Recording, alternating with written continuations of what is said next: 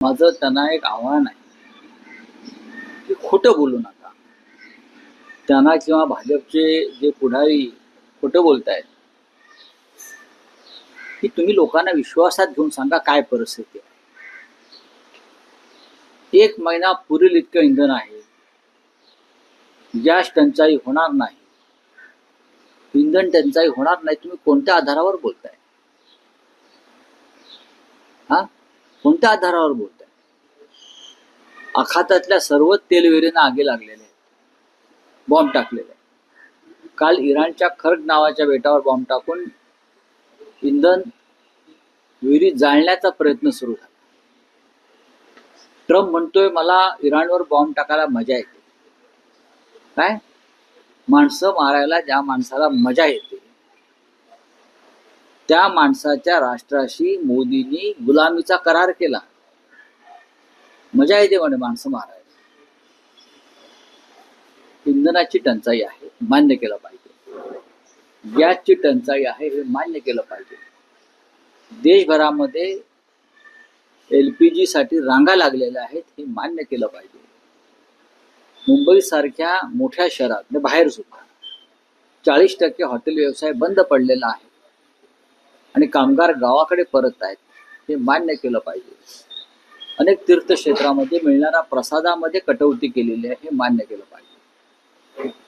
फक्त मोदींच्या नावानं भजन करून आणि धार्मिक भावना निर्माण करून इंधन तुटवडा संपणार नाही, युद्ध संपणार नाही आणि LPG गॅसच्या रांगा थांबणार नाही. ते भारतीय जनता पक्षाने एकदा आत्मचिंतन करून समजून घेतलं पाहिजे.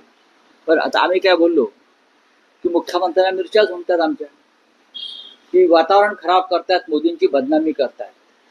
मोदी स्वतःची आणि देशाची बदनामी करतात. प्रचाराला वेळ आहे ना. केरळ, आसाम, पश्चिम बंगाल, तामिळनाडू, इतर काही राज्यात.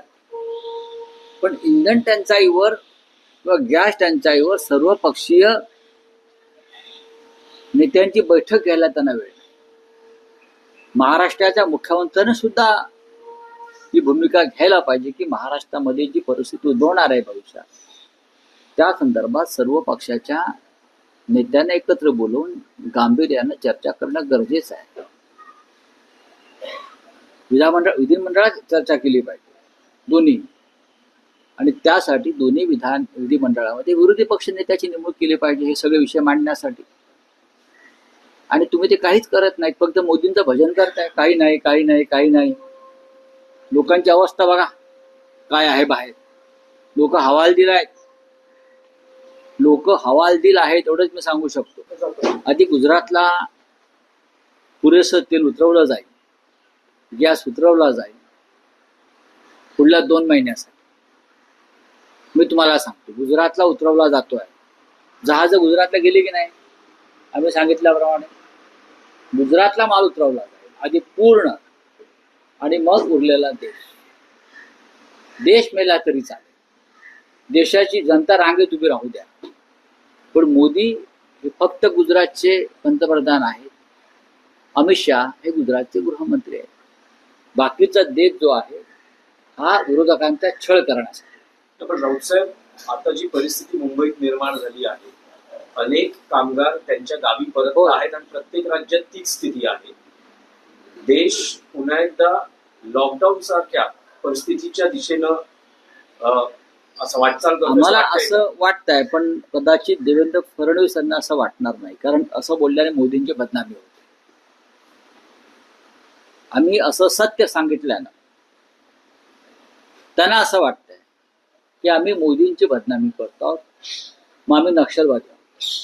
सत्य बोलतोय, मग आम्ही अर्बन नक्षलवादी आहोत. सत्य बोलणारे की या देशामध्ये गॅस टंचाई, इंधन टंचाई आहे, हॉटेल बंद पडतायत, फाउंड्री उद्योग बंद पडतोय, इतर उद्योग बंद पडतायत.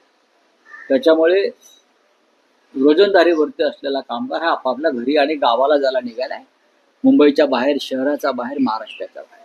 हे सांगणं म्हणजे आम्ही अर्बन नक्षलवाद, बरं का. आणि हा जो छळ चाललेला आहे देशातल्या जनतेचा, ते म्हणजे महात्मे, ते श्रीरामाचे अवतार.